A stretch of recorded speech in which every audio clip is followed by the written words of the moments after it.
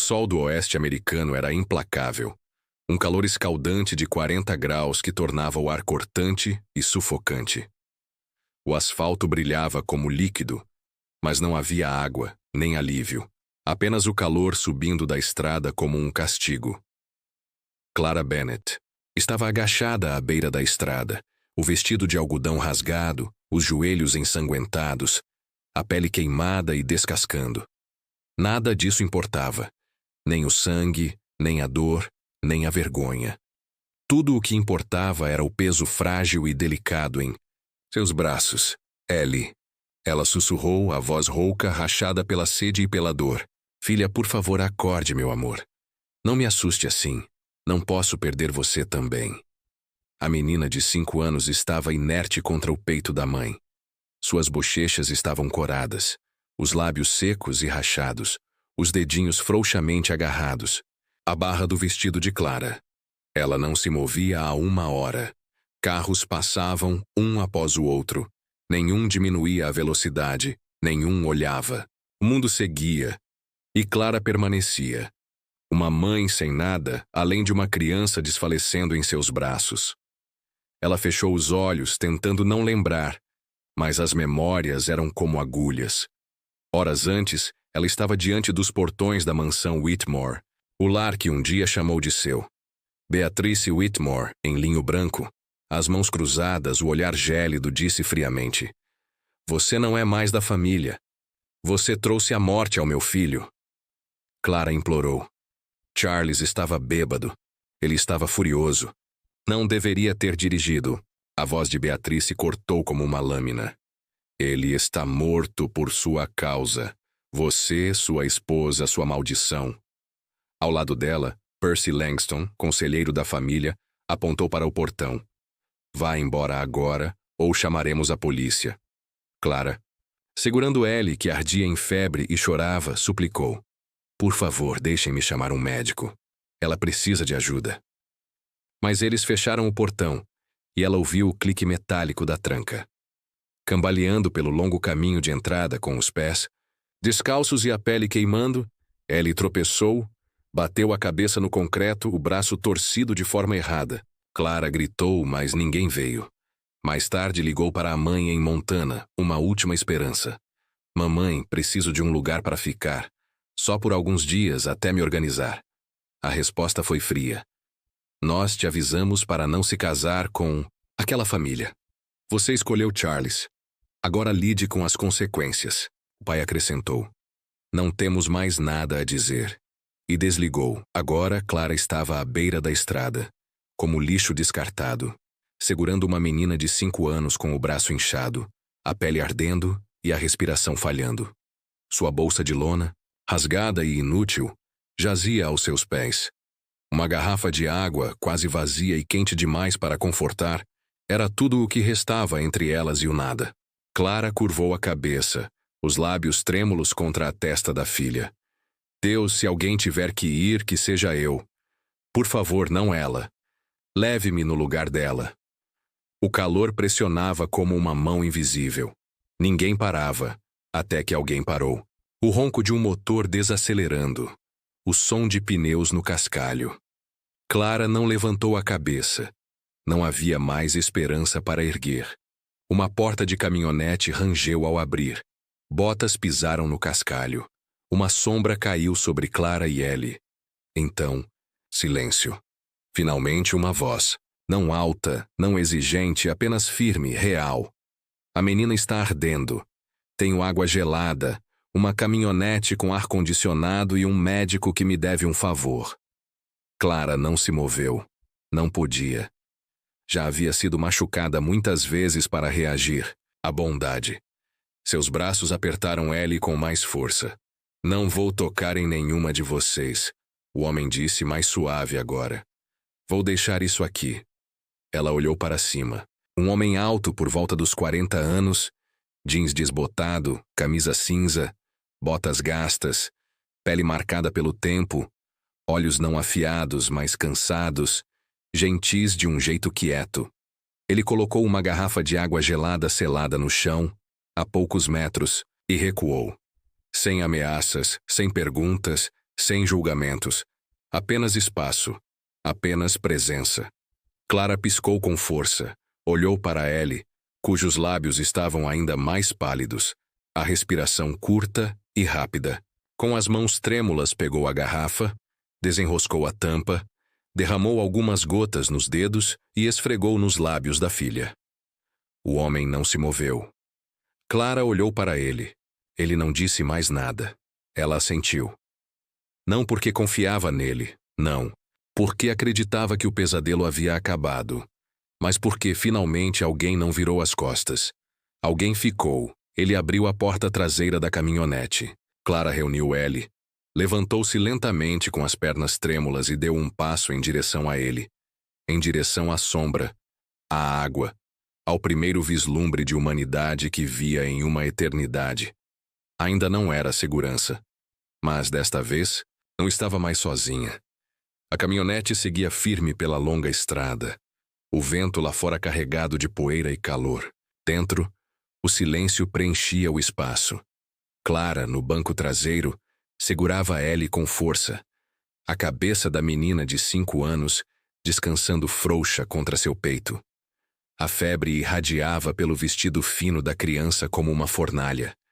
De vez em quando, Clara se inclinava para sussurrar seu nome, verificar sua respiração, tocar os lábios em sua testa. No banco do motorista, o homem não dizia nada. Ajustava o retrovisor, não para o tráfego, mas para observar a criança, certificando-se de que seu peito ainda subia e descia. Não havia palavras entre ele e Clara. Suas mãos seguravam o volante com calma, mas seus olhos não se desviavam, por muito tempo, do espelho. Clara permanecia rígida, alerta. Não sabia quem ele era, mas algo em seu íntimo dizia que ele não era uma ameaça. Não naquela noite, não quando a vida de Ellie escorria por entre seus braços, e ninguém mais havia parado. 15 minutos depois, ele encostou a caminhonete. O coração de Clara disparou. Ele não falou, apenas saiu, foi até a traseira, pegou um cooler e voltou. De um bolso lateral, tirou uma toalha macia, molhou-a com água gelada e a colocou suavemente na testa ardente de Ellie. Notando Clara tremendo, a pele úmida e gelada pelo ar-condicionado, ele tirou o casaco jeans e, sem tocá-la, o colocou sobre seus ombros por trás. Clara se encolheu. Mas, ao olhar para ele já estava de volta ao banco do motorista. Mãos no volante, olhar fixo à frente.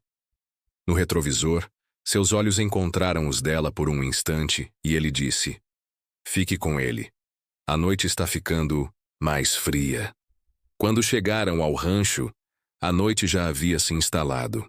A caminhonete passou por um portão de madeira e parou em frente a uma casa de tijolos com persianas brancas e uma varanda envolta em sombras silenciosas. Ele saiu, destrancou a porta, acendeu algumas luzes e virou-se. Quarto de hóspedes à esquerda, água quente na cozinha, remédios na gaveta de cima. Não perguntou o nome dela. Não disse, "Fique à vontade." Apenas abriu a porta, deu alguns passos à frente e a deixou ali. Não era hospitalidade. Era uma prontidão silenciosa, como se ele esperasse por alguém. Talvez não ela, mas alguém, que precisasse disso. Dentro do quarto, Clara deitou Ellie na cama. A respiração da menina havia se estabilizado, mas ela ainda estava quente, a pele úmida de febre. Clara olhou ao redor, sem toalhas, sem bacia. O pânico começava a crescer quando ela correu para o corredor. Ao voltar, congelou. Ao pé da cama, havia Elation, uma bacia com água morna. O vapor subindo suavemente. Toalhas dobradas, molhadas e secas estavam ao lado. Em cima, um bilhete com letras simples. Água morna. Teste antes. Use o pano macio na pele. Ele havia sumido. Clara caiu de joelhos e começou a limpar o rosto, os braços e as pernas de Ellie. A menina gemeu baixinho, mas não acordou. Clara pegou outra toalha e, sob ela, encontrou uma escova de cabelo de madeira, desgastada e lisa. Ao lado, outro bilhete. Minha filha adorava essa. Espero que faça sua menina se sentir segura. A respiração de Clara falhou.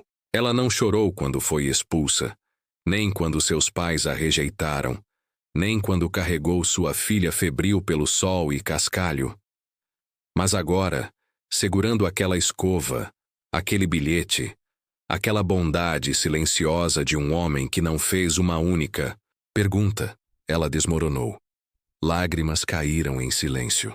Ela pressionou a escova contra o peito e, suavemente, penteou os cabelos emaranhados de Ellie. A menina se mexeu e murmurou: "Mamãe, essa escova tem um cheiro gostoso." Clara deixou escapar uma risada quebrada. Então, os soluços vieram mais fortes. No corredor, Silas encostou-se à parede, olhos fechados. Ele ouvia o choro dela, mas não se moveu, não falou, não bateu à porta. Havia muito tempo que a dor de outra pessoa não o tocava. Mas naquela noite, algo mudou. Não era pena nem dever, mas algo mais quieto, mais humano. E ele deixou esse sentimento crescer em seu peito, enquanto a casa, antes silenciosa e imóvel, finalmente respirava novamente, com dor e com esperança. A manhã rastejou suavemente pelas cortinas do quarto de hóspedes, suave e dourada. Clara acordou, as costas doloridas por ter dormido no chão ao lado da cama. A primeira coisa que ouviu foi a respiração de Ellie. Estável, rítmica, real. Abriu os olhos e viu a filha, ainda dormindo, com a cor voltando às bochechas. Os lábios, não mais rachados, a pequena mão agora relaxada sobre os lençóis. A febre havia cedido durante a noite. Clara sentou-se lentamente. O silêncio da casa estranho, mas não desconfortável. Era o tipo de silêncio que vinha do espaço, não da ausência. Na mesinha de cabeceira, uma bandeja a esperava. 2 fatias de torrada, uma tigela pequena de geleia, um ovo cozido e ao lado um copo de leite para Ellie e um bilhete para Clara. Cozinha aberta. Estarei no jardim. Ela piscou olhando o bilhete por um momento, depois observou o quarto. Nenhum sinal do homem que as salvara. Ela ajudou Ellie a sentar e a alimentou lentamente. A menina mordiscou a torrada, tomou um pouco de leite e depois se aninhou no ombro da mãe com um zumbido sonolento. Quando Clara, com Ellie nos braços, aventurou-se pelo corredor, encontrou um pedaço de papel dobrado no chão, logo fora do quarto. Um aviãozinho de papel, branco, limpo, cuidadosamente feito. Em uma das asas, em letras de forma cuidadosas, estava escrito: "Para Ellie." Ellie sorriu ao vê-lo. "Você fez isso, mamãe?" "Não," Clara disse suavemente. "Mas alguém fez, só, para você." Elas passaram a manhã no quarto, Ellie colorindo silenciosamente enquanto Clara arrumava o que podia. Por volta do meio-dia, com o sol subindo alto, Clara saiu. Encontrou Silas curvado no jardim, sujo de terra nos jeans, um chapéu de aba larga puxado para baixo. Ele olhou para ela ao se aproximar, mas não se levantou. "A hortelã está morrendo", disse simplesmente, apontando para um canteiro de folhas meio murchas. "Foi tomada por ervas daninhas. As raízes ainda estão boas, porém." Clara se ajoelhou ao lado dele. "Eu costumava fazer jardinagem", murmurou, passando as mãos pela terra. "Antes de tudo." Ela arrancou uma erva daninha, depois outra. Trabalharam em silêncio, as mãos movendo-se em ritmo, as respirações se alinhando sem esforço. A hortelã começou a tomar forma novamente sob seus dedos, verde, limpa e perfumada. Ao se levantarem, limpando a terra das mãos, Silas olhou para ela pela primeira vez desde a noite anterior. Sua voz era baixa, quase incerta. "Desculpe-me." Clara virou-se, confusa. "Pelo quê?" Ele hesitou. "Não por algo que fiz, mas pelo que você teve que carregar sozinha." Foi só isso. Não era pena, nem uma promessa de consertar tudo. Apenas reconhecimento. Clara piscou, o sol ardendo em seus olhos. Ou talvez fosse outra coisa. Ninguém nunca havia dito isso a ela. nem mesmo sua própria família. Eu não sabia que era permitido sentir raiva, ela admitiu. Ou cansaço, ou qualquer coisa. Achava que só tinha que continuar. Silas assentiu, esfregando as mãos nos jeans. Às vezes, sobreviver vira um hábito. Eles voltaram para a casa lado a lado. Mais tarde, naquela tarde, Clara sentou-se na varanda enquanto Ellie tirava um cochilo. Silas trouxe um copo d'água, sentou-se ao lado dela e não disse nada. Não havia necessidade de falar. Dentro da casa, folhas de hortelã repousavam em água quente. Um aviãozinho de papel descansava ao lado de um copo de giz de cera e na terra, algo verde começava a crescer novamente. Pela primeira vez em muito tempo, Clara sentiu algo se acomodar dentro dela. Não era segurança, nem confiança. Ainda não. Mas espaço. Espaço para respirar, espaço para ficar, mesmo que apenas por um tempo. A chuva batia suavemente contra o telhado de madeira da varanda, um ritmo constante que preenchia o silêncio sem invadir. O céu do final da tarde estava cinza, e o cheiro de terra molhada chegava com a brisa. Dentro de casa, Ellie dormia, enrolada em um cobertor de retalhos, seu corpo pequeno finalmente em paz. Clara, sentada nos degraus da varanda, segurava uma caneca quente de chá. Não bebia, apenas a segurava, deixando o calor penetrar em sua pele. Seus olhos estavam distantes, desfocados, não vendo a chuva, mas lembrando algo muito distante. Silas, sentado a poucos metros em uma cadeira de balanço, antiga, colocou uma chaleira na mesinha ao lado, mas não se serviu. Não fez perguntas, não fez barulho. Apenas esperou. Não por respostas, mas para estar por perto.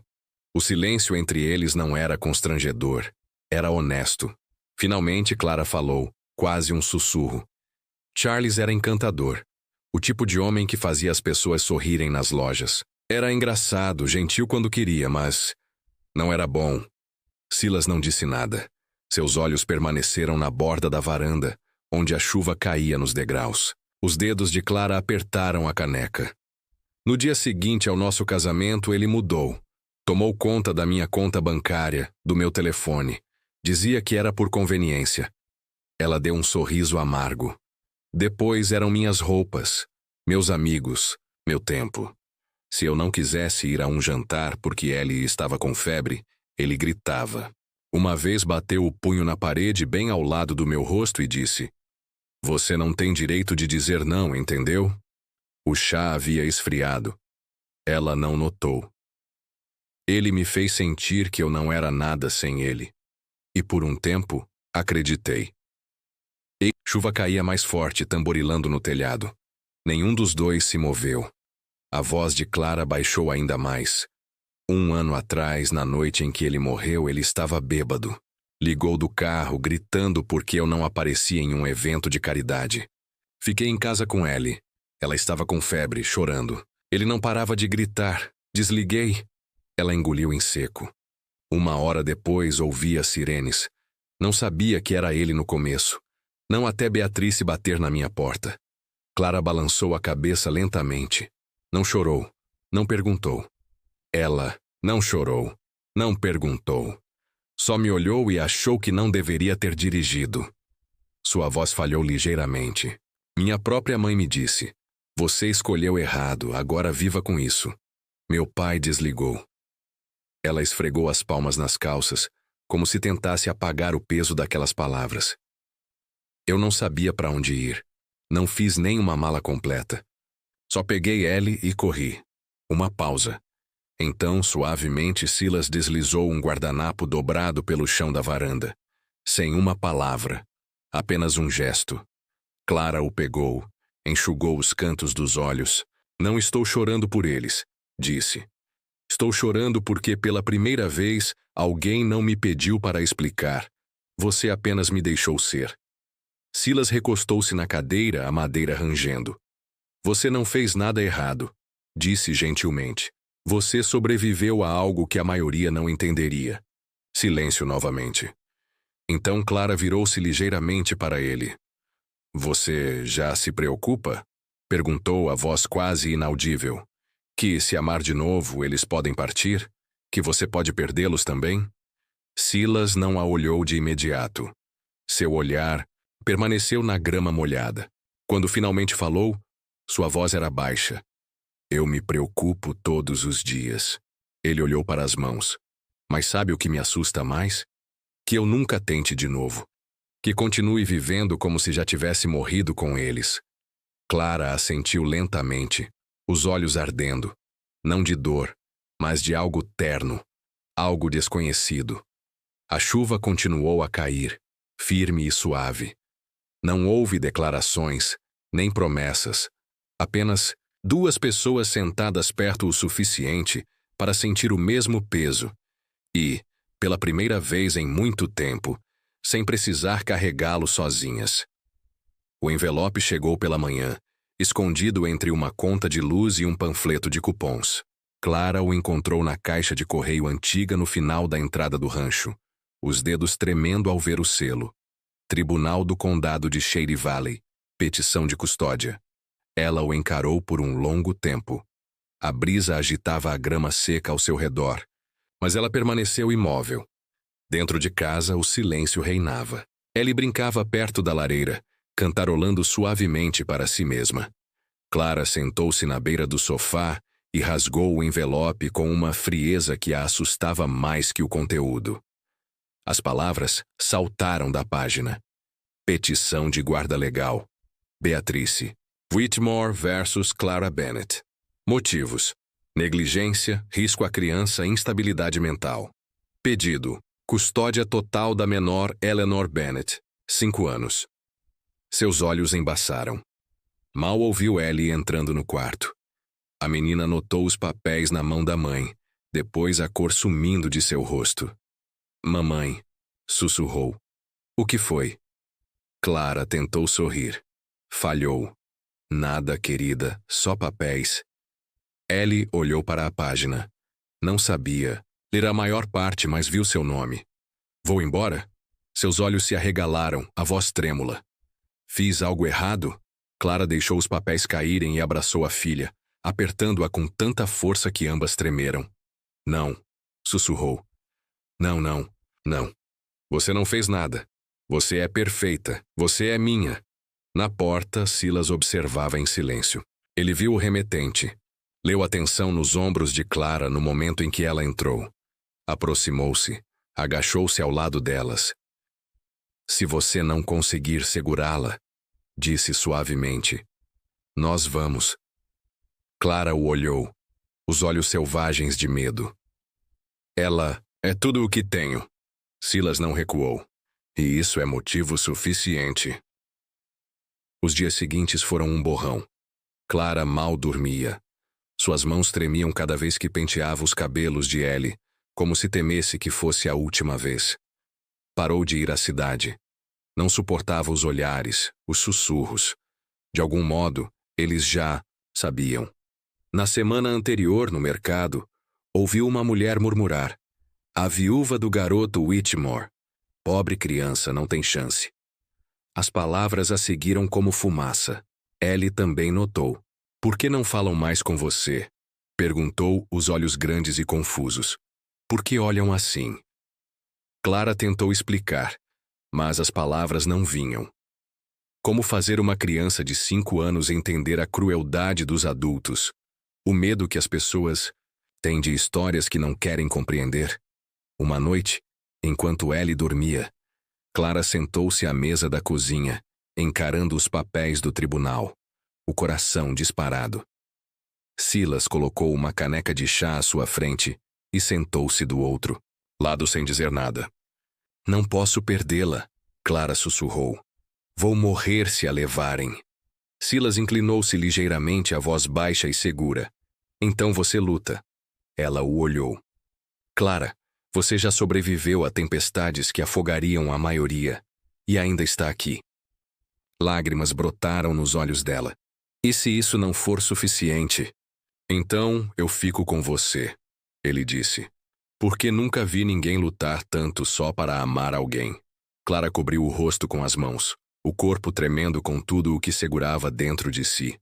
Naquela noite, após todos dormirem, ela sentou-se ao lado da cama de Ellie, acariciando seus cabelos. Mamãe, a menina murmurou sonolenta. Você não vai deixar eles me levarem, né? Clara fechou os olhos. Nunca, sussurrou. Não nesta vida. E algo se firmou em seu peito então. Não paz, não esperança, mas determinação. Um fogo nascido não da raiva, mas do amor que se recusava a desistir. Ela fora abandonada, insultada, apagada. Mas ninguém tiraria sua filha. Não enquanto ela pudesse respirar. Não enquanto suas mãos ainda pudessem segurar.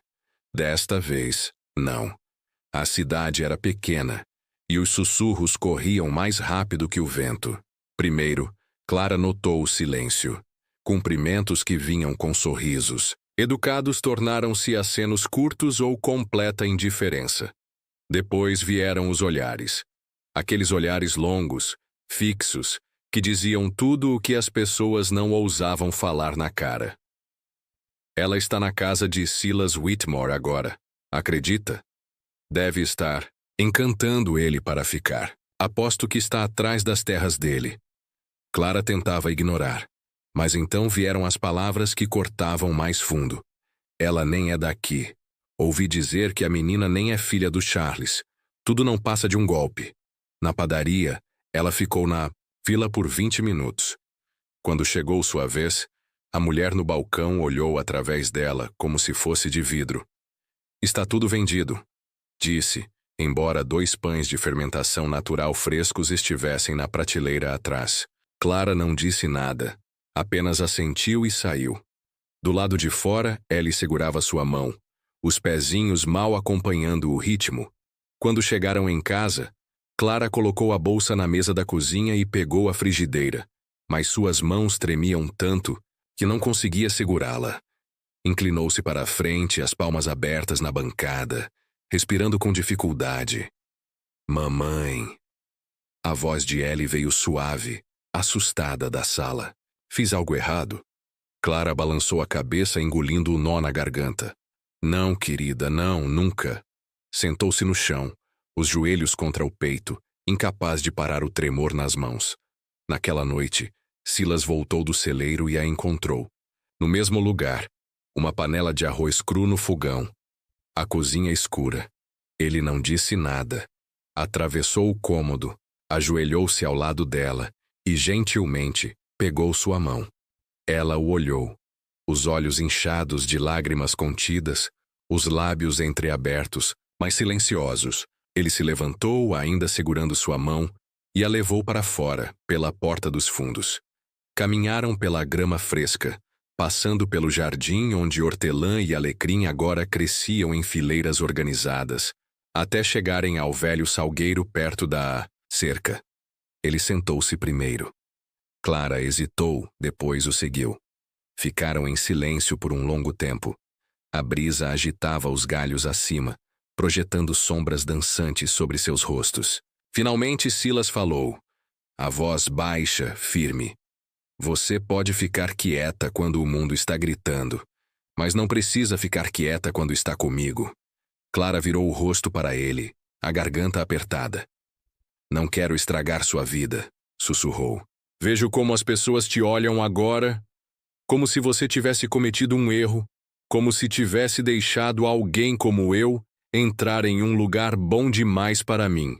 Silas encontrou seus olhos. Se alguém nesta cidade acha que sou um idiota por deixar uma mulher ficar, uma mulher que salvou sua filha com nada além das mãos e um coração partido, ele disse, então talvez eu não ligue muito para o julgamento deles. Ele pausou, depois acrescentou. Você não pediu para estar aqui, mas estou feliz que está. Clara piscou rápido. O silêncio entre eles se intensificou, mas não estava vazio. Estava cheio de cada dor não dita, cada hematoma escondido, cada momento solitário que nenhum dos dois ousava expressar em voz alta. Sinto como se carregasse uma placa no pescoço, ela disse. Como se as pessoas me vissem e só lembrassem o que perdi, no que falhei. Silas arrancou uma folha de grama, rolando-a entre os dedos. Não vejo isso, ele disse. O que você vê? Uma mulher que não parou de lutar, mesmo estando cansada, mesmo quando queria desistir. Lágrimas escorreram pelo rosto de Clara. Ela não se preocupou em enxugá-las, e Silas não tentou limpá-las. Ele apenas ficou com ela, perto o suficiente, para que ela sentisse o calor de sua presença, mas longe o suficiente para que ela não se sentisse presa. Ficaram assim por um longo tempo, sob o sussurro suave do salgueiro, porque às vezes a coisa mais alta que uma pessoa pode fazer é escolher ficar ao lado de alguém em silêncio. E aquele silêncio compartilhado era mais alto que qualquer rumor, qualquer dúvida, qualquer solidão. O som de cascos contra a terra enchia o ar tranquilo da manhã. Silas estava no estábulo, escovando sua égua, firme e centrado. O celeiro sempre fora seu lugar de paz. Ele ouviu os passos dela antes que ela falasse. Ainda usando a escova velha, disse uma voz familiar. Ele se virou. Sua mãe, Eleanor Whitmore, estava na porta, o casaco bege abotoado, o cabelo preso com cuidado. Não havia julgamento em sua voz, apenas uma observação tranquila. Ouvi falar da garota, ela disse. Silas continuou escovando. Após uma pausa, largou a escova e virou-se para ela. Ela e a filha precisavam de um lugar seguro. Eleanor deu um passo à frente. Tem certeza de que isso é seguro para você também? Ele franziu a testa. O que quer dizer? Ela suspirou. Você construiu uma vida aqui que não dói mais, mas ela ainda está sangrando. Você está pronto para isso, para carregar mais. Peso novamente? Silas olhou para as mãos calejadas. Talvez seja isso que faz parecer real. Naquela noite, o jantar passou em silêncio. Clara preparou algo simples. Legumes assados, pão, sopa. Ela se movia com cuidado na cozinha, falando pouco, os olhos baixos. Ellie sentava ao lado dela, as mãos dobradas, tentando ser boazinha. Eleanor dizia pouco, mas observava tudo. Como Clara limpava suavemente a boca de Ellie, como cortava o pão com mãos acostumadas a tarefas mais duras, como confortava a filha sem levantar a voz, mesmo quando a sopa derramou na blusa. Após o jantar, Eleanor olhou para Clara. Quer me acompanhar um momento? Clara a seguiu até a varanda. O ar estava fresco. O aroma de hortelã pairava na brisa. Eleanor encostou-se no corrimão, os olhos no horizonte. Não vim para me opor, disse. Vim porque sou mãe. Perdi e sei como a dor muda as pessoas, não só no momento, mas em todos os momentos depois. Ela virou-se. Minha preocupação não é quem você é. É o que acontece se Silas abrir o coração novamente e você for embora. Clara cruzou as mãos no colo. Não estou pedindo para pertencer ou ser confiável. Só sei que não o machucarei. Se achasse que poderia, eu iria. Eleanor a estudou. Você fala como alguém que espera ser afastada. Clara deu um sorriso triste. Já aconteceu o suficiente. O silêncio se estendeu entre elas. A voz de Eleanor suavizou. Sei como é sobreviver a um filho. E o silêncio que vem depois é o som mais alto do mundo. Clara assentiu. É tudo o que ouvi por um ano. Eleanor olhou para baixo. Então, sem uma palavra, voltou para dentro. Na manhã seguinte, Clara acordou com o cheiro de algo quente e amanteigado. Na cozinha, Eleanor colocava um prato de scones na mesa. Costumava fazer isso para Silas quando ele era pequeno, disse. Ficam melhores com mel. Ellie bateu palmas. Cheiram a biscoitos. Clara piscou, pega desprevenida. Obrigada, disse baixinho. Eleanor olhou para cima. As crianças lembram das pequenas coisas. Uma cozinha quente, um sorriso no café da manhã. Certifique-se de que ela lembre. Não houve abraços nem discursos, mas quando Eleanor serviu 3 xícaras de chá, foi o suficiente. Algo havia mudado. Não apagou a distância, mas a suavizou. E para Clara, isso era o começo de algo que ela não ousava esperar há muito tempo. O tribunal era frio e estéril. as paredes de um cinza pálido. Clara sentava-se na frente, as mãos apertadas no colo, os ombros contraídos, como se esperasse um último golpe. Silas estava ao lado dela, calmo, composto. Atrás, Eleanor ocupava a segunda fileira. As mãos cruzadas, a expressão indecifrável. Mas sua presença dizia tudo. Quando o juiz leu a decisão final, Clara não respirou. O pedido de custódia da peticionária é negado. A guarda legal total permanece com a mãe da criança, Clara Bennett. Não houve gritos, nem comemorações. Apenas um silêncio tão vasto que engoliu todos os pensamentos em sua cabeça. Então, ela virou-se lentamente, quase com medo de encontrar o olhar de alguém. Eleanor estendeu a mão pelo espaço entre os bancos e apertou a mão de Silas suavemente. Um gesto sutil, mas quando Clara encontrou seus olhos, a mulher mais velha deu um leve aceno. Clara não sorriu, mas seus olhos, vidrados de lágrimas, diziam as palavras que ela não conseguia pronunciar. Naquela noite, a mesa de jantar parecia comum, mas não era.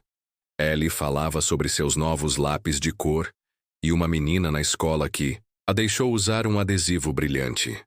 Clara ouvia, assentindo, o tilintar suave dos talheres e o aroma de legumes assados envolvendo-os como um cobertor. Silas passou o pão. Eleanor colocou mais purê de batatas no prato de Clara sem dizer nada. Não houve brindes, nem anúncios. Mas algo era diferente. Não eram mais 4 pessoas compartilhando espaço. Estavam compartilhando vida. Mais tarde, naquela semana, Clara e Silas trabalhavam lado a lado no jardim, arrancando ervas daninhas e podando o crescimento da primavera. O sol se punha, pintando a grama de âmbar. Ellie estava sentada ali perto, em um cobertor, colorindo silenciosamente, sua vozinha cantarolando. Clara limpou a testa com o dorso do braço, terra manchando sua bochecha. Olhou para Silas, que inspecionava o canteiro de hortelã.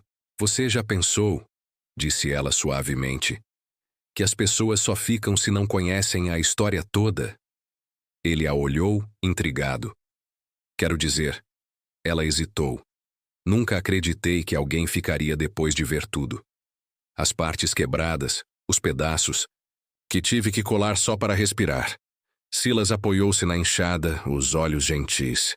"Eu vejo tudo isso, Clara", ele disse. "É por isso que ainda estou aqui."